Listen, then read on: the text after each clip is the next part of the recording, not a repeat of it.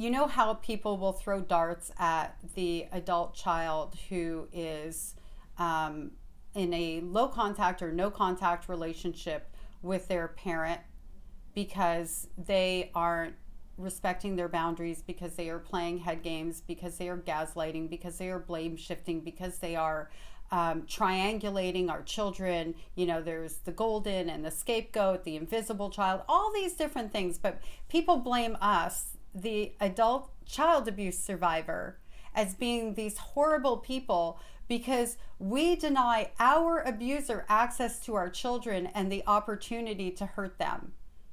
You know, somehow it gets erased what they did to us.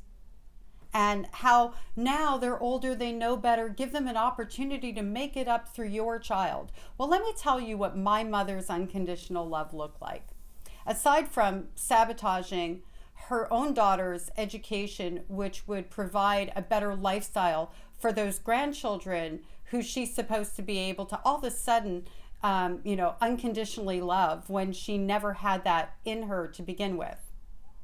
I was sitting for my state board exam for my certified nursing assistant license.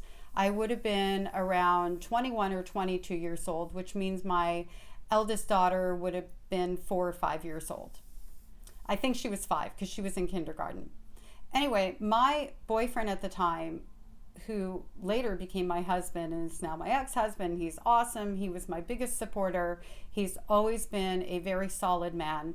He was helping me to make sure I made it through school while my mother was emotionally trying to sabotage me. And he was also helping me with my children. He had taken my daughter that day to my mother's house while I was sitting for the exam because he had a meeting and he couldn't take my daughter directly to school. Normally, we tried not to have my mother help out at all because she always bailed and created a problem. But in this situation, we were kind of between a rock and a hard place. So fine. My daughter gets out of the car. She's 5. She throws up on the pavement. My mother, the mother of the year, the grandmother of the year, the unconditionally loving grandmother that I deprived my child of, looks my little girl up and down. Oh my God, I can't take her. Looks at my ex. I can't take her. What are you going to do about this? My little girl has expressed to me, she's now going to be 40, how embarrassed and like confused she felt in that moment. Yeah, that's what I deprived my children of. That kind of unconditional love.